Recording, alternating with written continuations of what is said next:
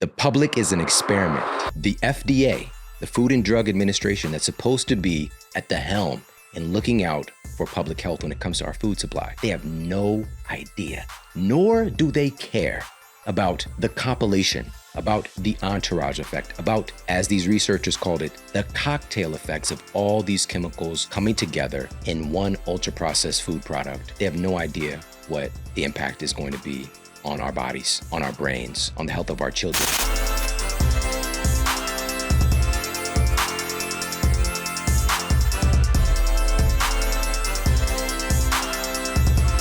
Let's get right into it. A recent analysis published in the BMJ determined that the average American's diet now consists of about 60% ultra-processed foods.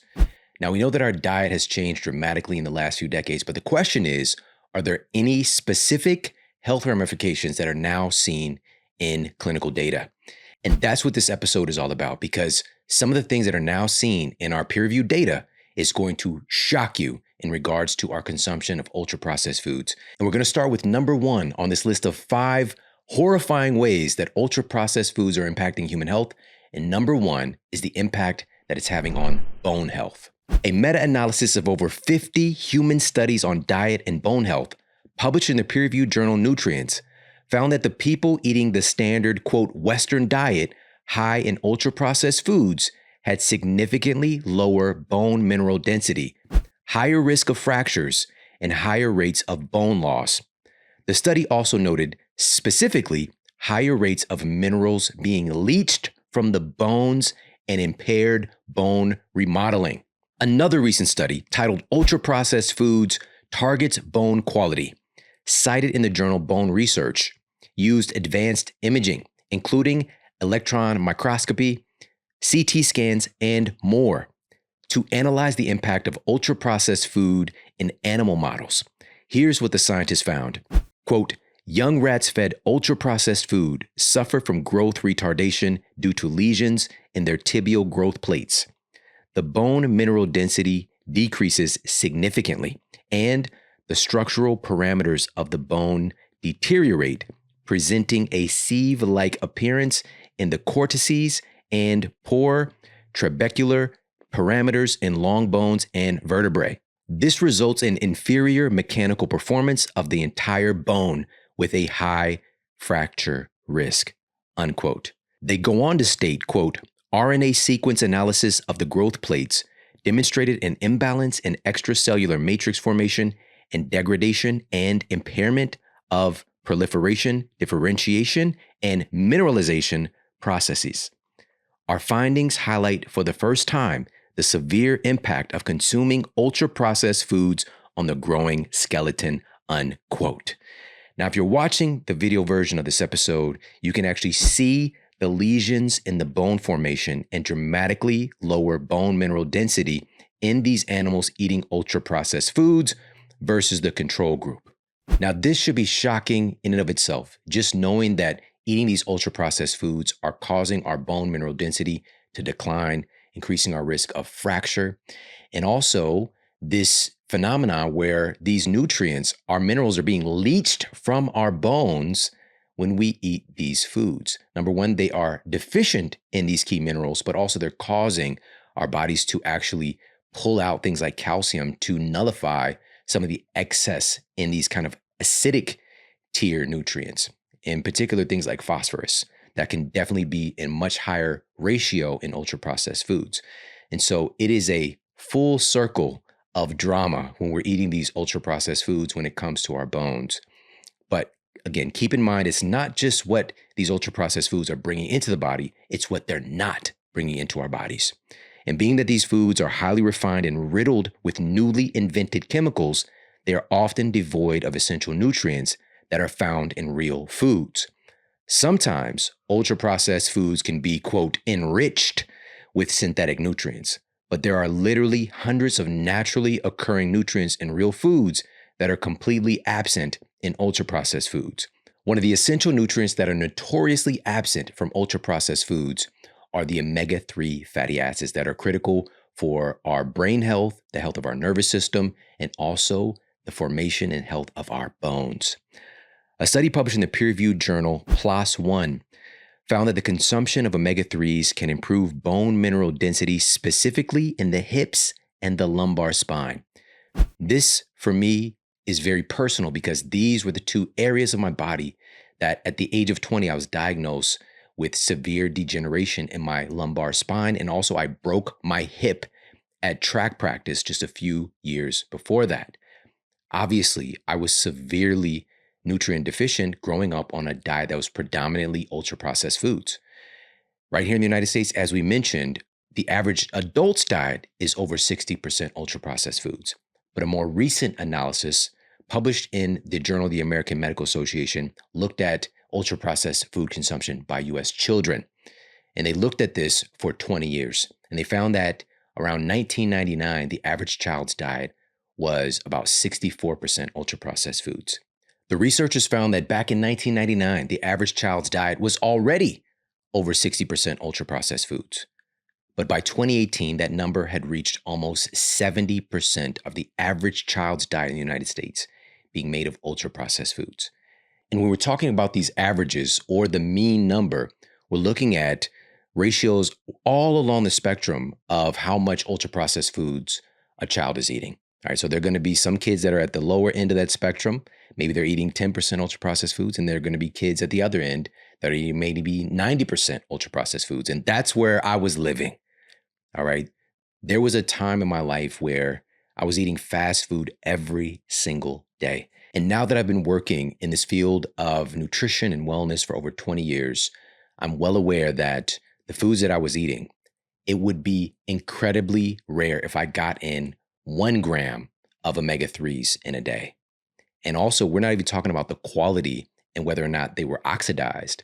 I was completely deficient in this critical nutrient for my brain, for my nervous system.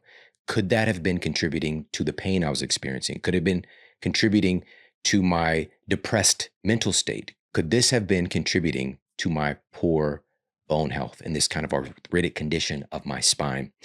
And absolutely, that's what the data indicates. So with ultra-processed foods, when it comes to our bone health, it's not just the fact that these ultra-processed foods, these chemicals, are degrading our bodies. It's what they're not providing. They're taking up the space that could be filled by real food. And by the way, I'm a huge advocate of making sure that we are targeting omega-3 rich foods in our nutrition framework, regardless of what nutrition framework we subscribe to. We know that the densest source of omega-3s are going to be found primarily in seafood. It's just kind of far and away the best source, noted in peer-reviewed data. In fact, a study published in the journal Neurology found that people who eat at least 1 seafood meal per week do, in fact, perform better on cognitive skills tests. Now, this is also a great place to supplement. And fish oil is definitely one of those categories that has a lot of science behind it, but we know today, and this is also according to NYU neuroscientist Dr. Lisa Mosconi, the very best source of omega-3s are not in the fish itself, it's in the fish eggs. This is why things like caviar are so renowned and so expensive. And so fish roe is the most incredible source of omega-3s that you're going to find. And if you're wondering just how much these omega-3s matter when it comes to the health of your brain, well, we can look at another study that's published in the journal Neurology that used MRIs and analyzed the brains of study participants and found that people who ate less than 4 grams of the most notable omega-3s when it comes to brain health, DHA in particular, but DHA and EPA, but less than 4 grams of DHA per day showed the highest rate of brain shrinkage. All right, so the brain is atrophying prematurely without getting DHA in the diet, while those who ate 6 grams or more had the healthiest shrink-proof brains. So again, huge fan of omega-3 supplementation. In particular, we got to make sure that the sourcing is right.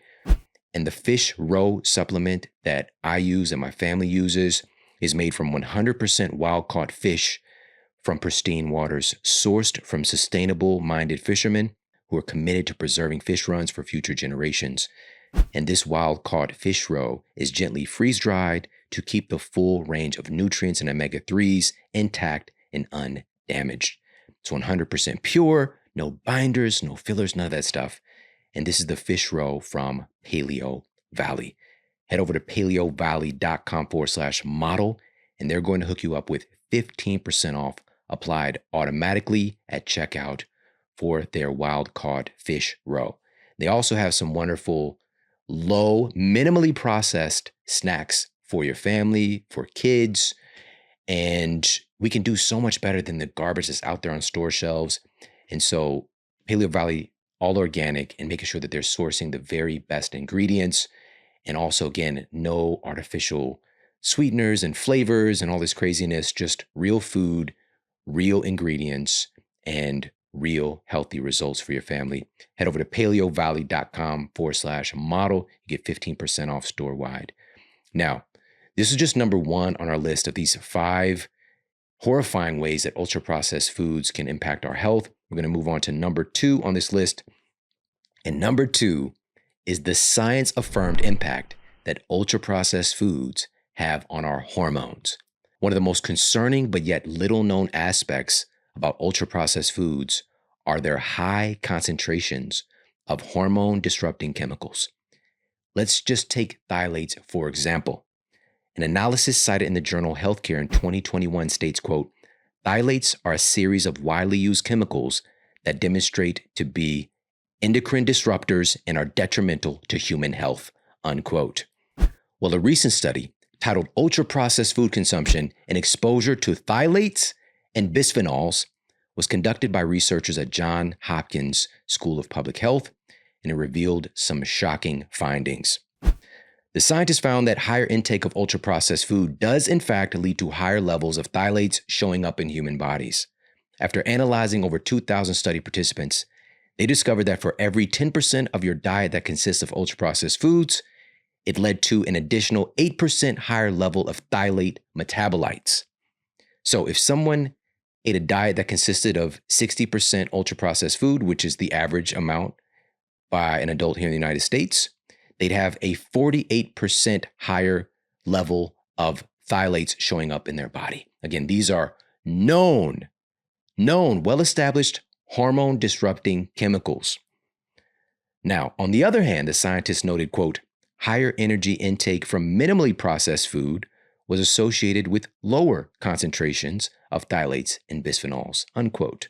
Now, one of the most alarming aspects of this study, noted by the researchers, was the concentrations of these newly invented hormone-disrupting chemicals were showing up even higher in children than in adults. Now, do we have any data on whether or not this is harming kids? Well, over 10 years ago, data was collected by researchers at Harvard and Brown University on phthalate exposure and pediatric health outcomes. The analysis found that children exposed to phthalates have an increased risk of developing asthma, eczema, and other allergic conditions. Phthalates were also found to create alterations in physical development, with the researchers stating, quote, fetal and childhood exposure to some phthalates may perturb normal development, and exposure is linked to, quote, autistic-like child behavior, unquote. This is the stuff that pisses me off. This has been known at the highest levels of the scientific community and education, these institutions like Harvard, that this is doing harm to children. And yet it is still rampant in our food supply. And as a matter of fact, these ultra-processed food manufacturers are specifically targeting our children. They're utilizing the most advanced psychological manipulation tactics to market these products to our children. If you think about a cereal aisle, right? And I have nostalgic childhood feelings for a lot of these cereals for sure. When I'm seeing Toucan Sam, right? Fruit Loops. And by the way, Fruit Loops is spelled F-R-O-O-T. All right? It's not fruit. There's no fruit in Fruit Loops. But he said, follow your nose, right? He's this little cartoon character. He seemed cool. He said, follow your nose, come. And it tastes so fire. It tastes so good, right? Got Toucan Sam, Captain Crunch. He's not a captain. He's Captain. All right? They sliding in. They trying to, swivel around what's legal, right? Because they're lying. All right? He's not a captain of shit except diabetes. All right? Got Captain Crunch, he's kind of like my play uncle. All right, to be honest, and I have a lot of male figures, you know what I'm saying? Captain Crunch, right? Crunch berries. Come on now. One of my very first childhood memories, literally one of my first memories, most beautiful memories, was with my great grandmother. All right. It's amazing when you get to meet your great grandmother. All right. My great grandmother took me to the senior citizen bus. All right. There's a little bus that picks them up from the home, took me to the grocery store, came back to her spot. She poured me a bowl of Fruity Pebbles. Ooh, I can still taste it to this day. And it had Fred Flintstone, another cartoon character that I loved, right there on the box. And that was our Instagram. Reading the back of that cereal box, that was my Instagram. That was my Facebook. All this other stuff didn't exist. That was the shit. Being able to just sit there and look. Sometimes there'd be little puzzles on the back. There's a toy in the box and they give you a toy. What more? How blatant could it be? Have your child eat this ultra processed chemical conglomeration full of all these different food dyes and newly invented chemicals and phthalates. We got a toy for you. It's going to be great. They're marketing to our children. Here in the United States, at this point, with all the data that we have, we know that it's wrong. We know it's wrong. But what are we going to do about it? It starts with education, but we have to demand better because these companies are not going to go quietly into the night as this data is coming out. As a matter of fact, and just talking about breakfast cereals in particular, breakfast cereals marketed to children have over 40% more refined sugar than cereals marketed to adults. And this is according to the Environmental Working Group. Plus, the most popular chemical and sugar-laden breakfast cereals, like Fruit Loops, like Captain Crunch, and like my all-time favorite Apple Jacks, contain known hormone disruptors like BHT. It's right there on the box. Also, chemical food dyes that are in several peer-reviewed studies linked to ADHD, as well as several potential carcinogens, i.e. cancer-causing agents, and obesogens, i.e. obesity-causing agents. But instead of these cereal companies being honest about what these cereals really are that are being marketed to our children, which are, again, ultra-processed compilation of potentially disease-causing ingredients, with cereal sales actually declining in recent years. The pandemic times, cereal sales skyrocketed. All right. It was an all-time moment for cereal, right? The nostalgia, the comfort, the accessibility. But after things, quote, opened back up, cereal sales declined. And that boom that companies were banking on began to go away.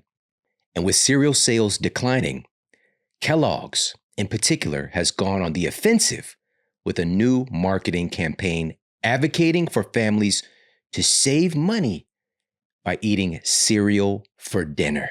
In fact, here's Kellogg's CEO talking about their plans. The cereal category has always been quite affordable, and it tends to be a great destination when consumers are under pressure. So some of the things that we're doing is first messaging. We got to reach the consumer where they are. So we're advertising about cereal for dinner. If you think about the cost of cereal for a family versus what they might otherwise do, that's going to be much more affordable. In general, the cereal category is a place that a lot of folks might come to because the price of a bowl of cereal with milk and with fruit is less than $1. So you can imagine why a consumer under pressure might find that to be a good place to go. Right. I'm all for innovation and marketing, but the idea of having cereal for dinner, is there the potential for that to land the wrong way? We don't think so. In fact, it's landing really well right now, Carl. When we look at all of our data, of course, we would know that breakfast cereal is the #1 choice for in-home consumption. We understand that for breakfast. It turns out that over 25% of our consumption is outside the breakfast occasion. A lot of it's at dinner, and that occasion continues to grow, as well as the snacking occasion. But cereal for dinner is something that is is probably more on trend now, and we would expect to continue as that consumer is under pressure. So just in case you didn't see it yet, here's the commercial from Kellogg's featuring Tony the Tiger busting in, say it with your chest out, with Toucan Sam right along with him, busting in, telling the family, hey, we got that cereal for you. We got that hitter. We got that nunu for you for dinner tonight. When I say cereal, you say dinner. Cereal. Dinner! Cereal. Dinner! Chicken! You can have the night off, chicken. Oh, okay, I'll go marinate. Cereal. Dinner! Cereal. Dinner! You can't make this stuff up. You just, at this point, to see this, it's comical. But for those who are unaware, we become victimized by these things. I didn't know. I would have seen this commercial, and I've had cereal late night, many a night. So it would have been nothing new to me except permission. I would have just got permission through the commercial. Like, oh yeah, for sure. For me, that late night hitter, even when I met my wife, she can affirm this. Boxes upon boxes of Honey Nut Cheerios, all right? Most of my diet was real whole foods, but for some reason, I couldn't let my affair with that bee go, all right? It was unhealthy, all right? This connection that we had was a toxic relationship. Couldn't let it go, all right? And, so again, just being aware, being able to see the nonsense on display and to know what they're doing. They're getting hit in their pockets when people are taking more time and understanding there's a movement right now for health and wellness and more families becoming galvanized to make healthier choices because we're seeing the impact that it's having on our children and on ourselves. And there's change happening. We have a lot of work to do. All right, because the people that are still in it, that are stuck in it, there's a lot of them and they're stuck in it. And so what we've got to do is understand that change is happening. This is beyond some feathers getting ruffled. Their profits are getting hit. And they're going to pull out these last ditch efforts. Meanwhile, we have to shine even brighter. And this is why I'm so grateful. My latest project was dedicated to the family. It's the Eat Smarter Family Cookbook. I did that with a purpose. I knew that this would happen. I knew that this was coming, but I know that we've got resources. I actually, as of this recording, just this past week, I was invited to speak at my youngest son's school. And there was a panel of physicians and wonderful people doing work in dentistry and urology, and the list goes on and on. But what I was able to do, because I've spoken over the years at many, many schools, I know how to connect with kids. And so I just made it really interactive, made them have some fun, being able to shout out things and, have a good time. But also I brought books for everybody, right? They had grades 3 through 8th at this assembly. And every one of those kids left home with a copy of the Eat Smarter Family Cookbook. And oh my goodness, I can't even tell you the love that I've experienced. Of course, if I come on campus, yes, there's a lot of love, but specifically that my youngest son is experiencing and sharing with me, which is, kids are coming up and saying how they've tried this recipe and that recipe. He's like, Dad, every day, he's like, these kids are actually at home making these recipes with their families. I couldn't get any better compliment than that. That's what it's all about. And so, wow, we've got resources to insulate ourselves against this, but we've got to pour ourselves even more so into wellness. And it starts with education, absolutely, but it's the practical thing. It's putting things into consistent practice for ourselves, for our families, and understanding that, we've got a challenge ahead of us in changing this, but change is happening.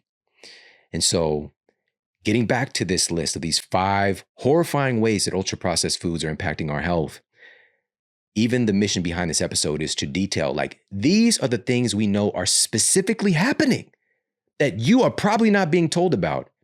Your friends, your family, your community is probably, high probability, has no idea about these things, but I'm going to tell you. And you're going to be armed with that knowledge. And so moving on to our third on this list of these 5 horrifying ways that ultra-processed foods are impacting our health, Number 3 is the impact that it's having on heart disease. A meta-analysis conducted by scientists at the Department of Epidemiology at NYU reviewed dozens of studies on ultra-processed food and heart disease. The researchers stated, quote, cardiovascular diseases constitute the leading cause of mortality in the United States and globally, accounting for approximately 1/3 of all deaths. Poor diet is the leading risk factor related to the overall cardiovascular disease burden in the United States and is estimated to be associated with more than half of the U.S. deaths due to coronary heart disease and stroke. More than half of the deaths from heart disease are now strongly associated with ultra-processed foods. Just to reiterate that point, they went on to state that diet unequivocally plays a pivotal role in primary and secondary cardiovascular disease prevention, unquote. This study also goes on to detail how ultra-processed foods trigger endothelial dysfunction and injury. These ultra-processed foods create a pro-inflammatory state in the body, increase hypertension, increase insulin resistance, and other injurious actions that contribute to the development of heart disease, heart attacks, and strokes. This is not a joke. Eating these fake foods is really killing us. It's hurting us. It's not normal. It's not okay. It's killing us. Now, this is not, I promise you, in the right circumstances, a couple of Fruity Pebbles, who knows? I might interact with them. I don't know. I'm just being 1,000 with you. I don't have a desire to interact with that, but it's not to villainize that. The Fruity Pebbles do exist. They do exist. If this is literally an occasional thing that finds its way into our diet, so be it. It's a fun thing. It's something that humans have created, and some people I know are thinking like, it's not fun to die. It's not fun to die, Shawn. But if we have a more soft perspective and a soft place for people to land in this communication, because absolutely, the data is clear. This is killing us, yes. But if we go so far to an extreme to where we completely villainize these foods and the people behind them, we've got to understand, a lot of times these are good people who have good intentions, but they might be misguided in their approach to these things. A lot of times, not every time. There are some bad intentions out here. All right, there are. But if we have a softer place to land and to know that, hey, okay, maybe 20% of your diet is that kind of stuff, right? 80% of your diet is real, sustainable, healthy foods that humans have been eating for thousands of years. And then you got some room to play around with the newly invented, and this is a term, an interesting term that I saw in his research, again, a peer-reviewed study. They called it cosmetic foods, cosmetically treated foods. All right, so these ultra-processed foods are the BBLs of foods. All right, they're the Botox of food. They're the literal lip fillers of foods. All right, but we want to base our health practices on things that create beauty from the inside out and real wellness. And so, again, just putting this in perspective, we're talking about shifting that ratio. And that's what it's really all about at the end of the day. But in addition, just to dig further into this heart disease connection, in addition, a collaborative study conducted by researchers at Yale, the University of Missouri, my alma mater, and others, titled Our Hidden Enemy: Ultra-Processed Foods, Inflammation, and the Battle for Heart Health, detailed how ultra-processed foods contribute to oxidative stress, inflammation, and endotoxemia that dramatically increases the risk of cardiovascular disease. One aspect of this study that included over 105,000 people found that people with the highest ratio of ultra-processed foods in their diet had nearly a 30% greater incidence of developing heart disease than those who ate the lowest amount.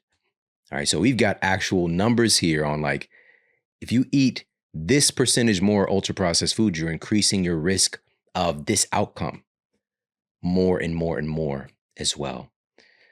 So again, we're going through 5 of the horrifying ways that ultra-processed foods are impacting our health. Number 3 was its impact on heart disease. We're going to move on to number 4, which is the impact that it's having on our microbiome and gut health.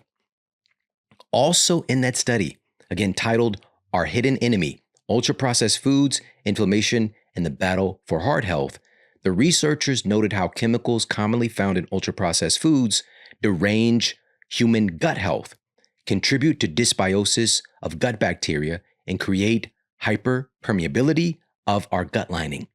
All of these factors, the scientists noted, contribute to reduced production of short-chain fatty acids, aka SCAFAs, that help to keep inflammation in check. They increase endotoxins in the bloodstream and many other problems. Another study published in The Lancet noted how commonly used emulsifiers in ultra-processed foods, quote, induced metabolic perturbations, alterations in the gut microbiota, inflammation, and colon carcinogenesis in animal studies, unquote. The scientists said, quote, so far, except in particular cases, there are no human studies on additive exposure and long-term health outcomes, and there is hardly any data on mixtures of these chemicals and their potential cocktail effects, unquote. So they're talking about not only do we not have high quality studies on all of these newly invented chemicals that we're putting into ultra processed foods, we damn sure don't have studies on the interaction of all of these chemicals. They might even be studied in isolation, but we don't know about this, quote, cocktail effect or the entourage effect that happens when these chemicals are combined. We damn sure don't have data on that. The public is an experiment. Plain and simple. These ultra-processed food products that have become the majority of our diet, the FDA, the Food and Drug Administration, that's supposed to be at the helm and looking out for public health when it comes to our food supply, they have no idea, nor do they care about the compilation, about the entourage effect, about, as these researchers called it, the cocktail effects of all these chemicals coming together in one ultra-processed food product. They have no idea what the impact is going to be on our bodies, on our brains, on the health of our children. It's just something that we've normalized. And we've also normalized poor health. All you've got to do is look around. We are not okay. According to the CDC, 60% of American adults now have at least one chronic debilitating disease, at least one. 40% of our citizens have 2 or more chronic diseases. We are the most chronically diseased nation in the history of humanity. Yes, we've had times of famines, we've had times of plagues, but right now, food-induced, lifestyle-induced chronic diseases, that's the name of the game. All the while, these companies are profiting from our suffering through the dissemination of this fake food, but also through the dissemination of the drugs used to treat the symptoms that occur when we eat these fake foods. The sure thing to bet on in our economy today is to bet on the poor health of our citizens, because that'll make you money. Now, circling back to our earlier study that was titled Our Hidden Enemy, Ultra-Processed Foods, Inflammation, and the Battle for Heart Health, the scientists specifically noted the use of artificial sweeteners in ultra-processed foods, in particular those that are marketed, those ultra-processed food products that are marketed as, quote, low sugar, like low sugar instant oatmeal, soda, and so-called diabetic snacks. Those artificial sweeteners that are used in these ultra-processed foods are now identified as a major disruptor of gut health. A study published in Advances in Nutrition found that sucralose, one of these artificial sweeteners, sucralose alters the microbiome in a way that promotes inflammation. The meta-analysis also showed that mice given another popular artificial sweetener, saccharin, had increased expression of inflammation in their livers, which the researchers attributed to altered gut bacteria.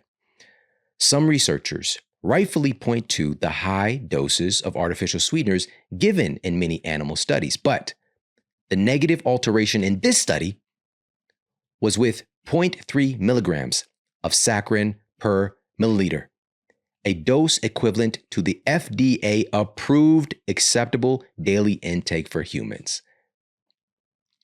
That's a problem. It's a big, big problem. And this is coming along, again, the marketing. Hey, if you're already diabetic, if you already have insulin resistance, eat these ultra-processed foods. We're using artificial, newly invented sweeteners for you. We got you. We got you. They don't got you. They're capping. This is ridiculous. Cap and crunch. They're cap and crunching. Now, one of the things to take back our health and to enjoy the process. This does not mean, again, even in the vein of insulin resistance and diabetes and prediabetes that is rampant in our society today. Humans like sweet things. It's not to villainize that. It's not to suffer through not having things that are sweet when we evolved seeking out sweet things. Even today, you come across a hunter-gatherer tribe.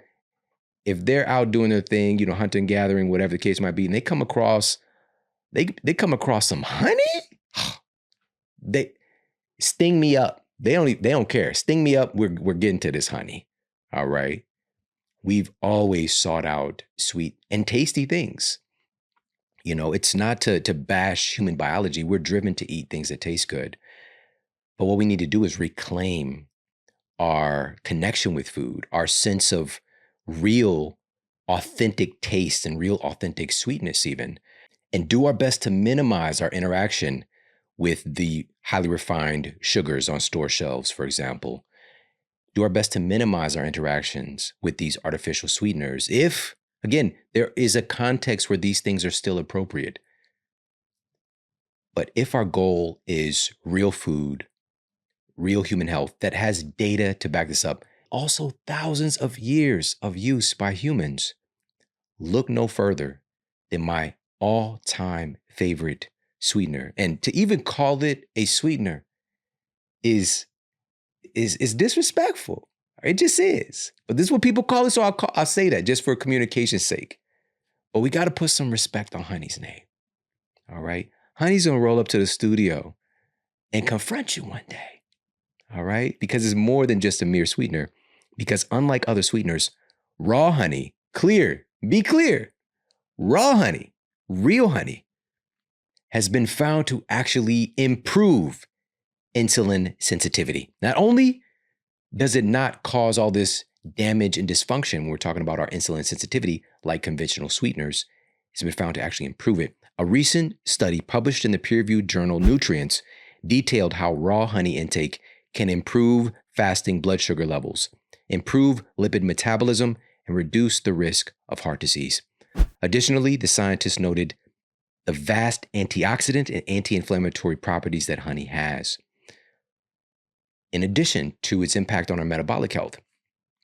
Research cited in the journal Evidence-Based Complementary and Alternative Medicine determined that honey antioxidants have nootropic effects such as memory enhancement. Plus, a randomized, double-blind, placebo-controlled study revealed that honey was able to outperform a placebo and significantly reduce cough frequency and severity at night and improve sleep quality.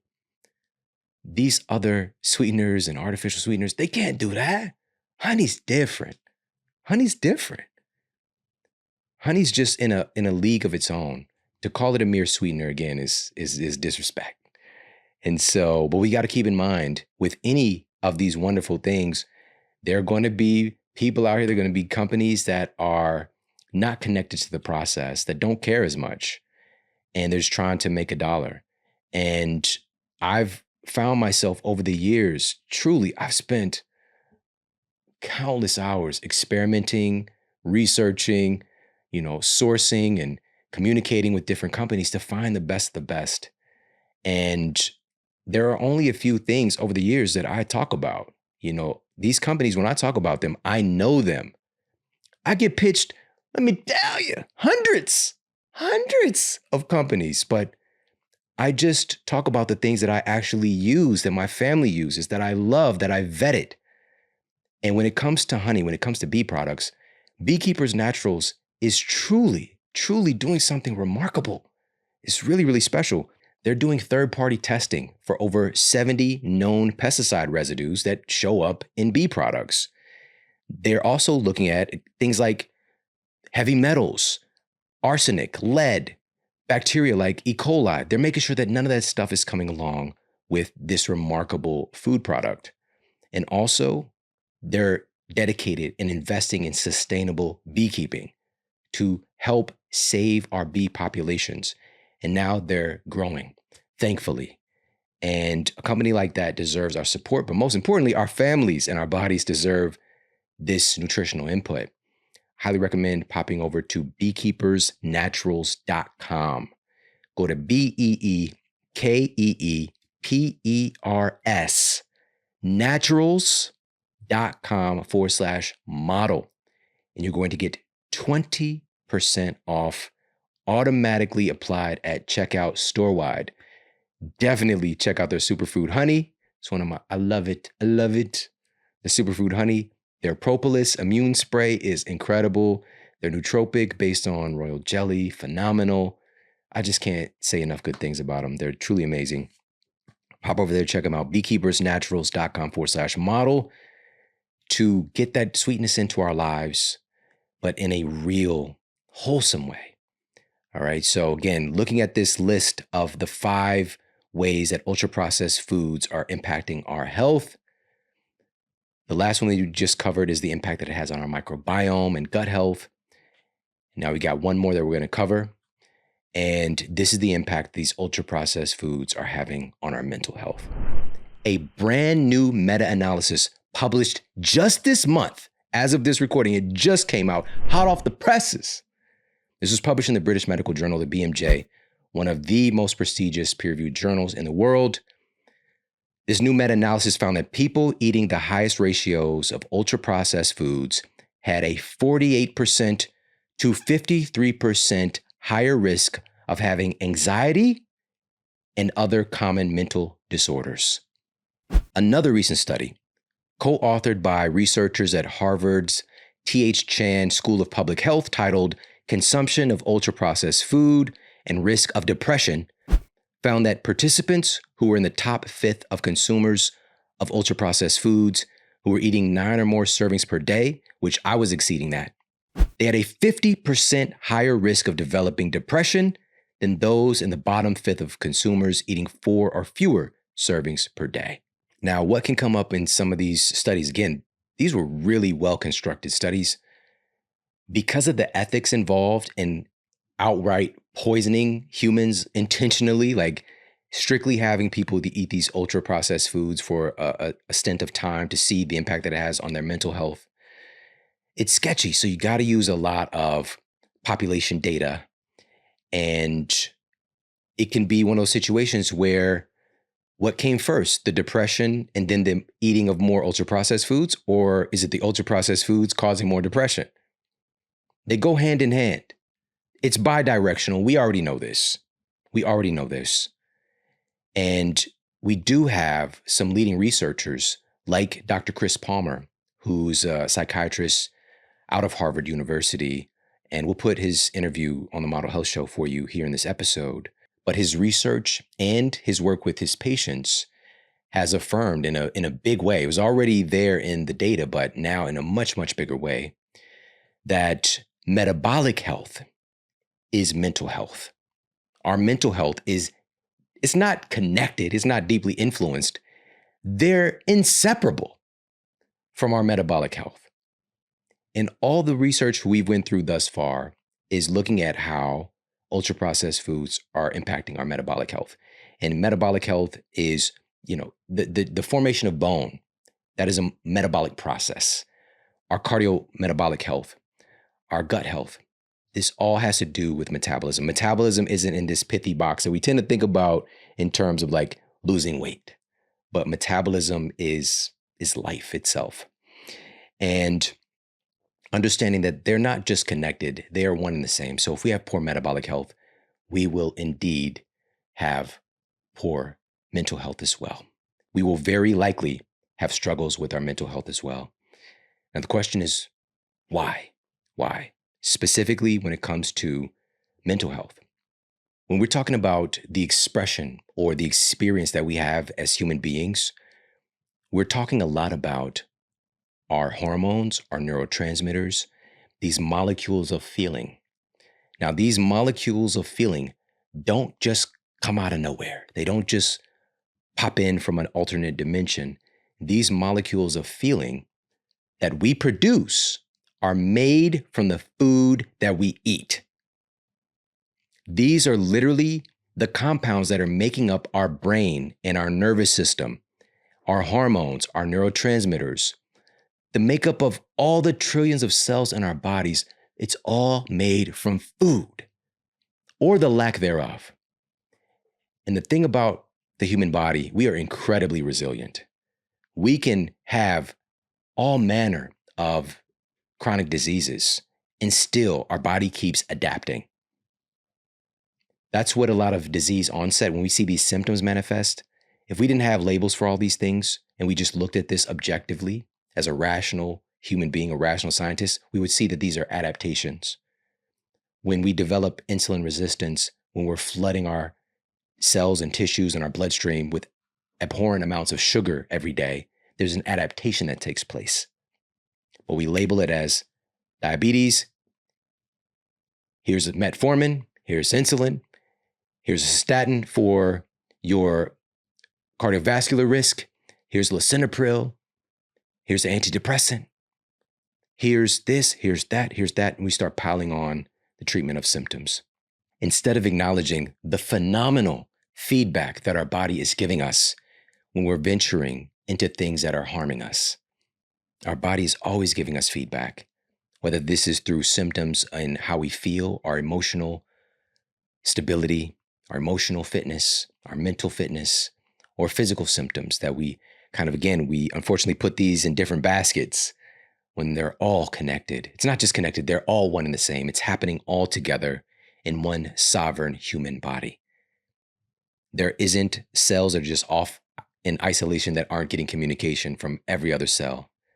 All right, it's all connected. You are connected. All these things matter. And what we're building our bodies with matters. And that's the ultimate message with these ultra-processed foods. We get to choose what we're making our bodies out of. We get to choose what we're making our hormones out of, our neurotransmitters, our brain itself. We get to choose. And so at the end of the day, what is the mission? What is the objective as we leave here? Eat more real food. Eat more real food. That's the solution. Whatever ratio you're at now, maybe you're eating what the average American is eating, 60% ultra-processed foods. Just change that ratio a little bit.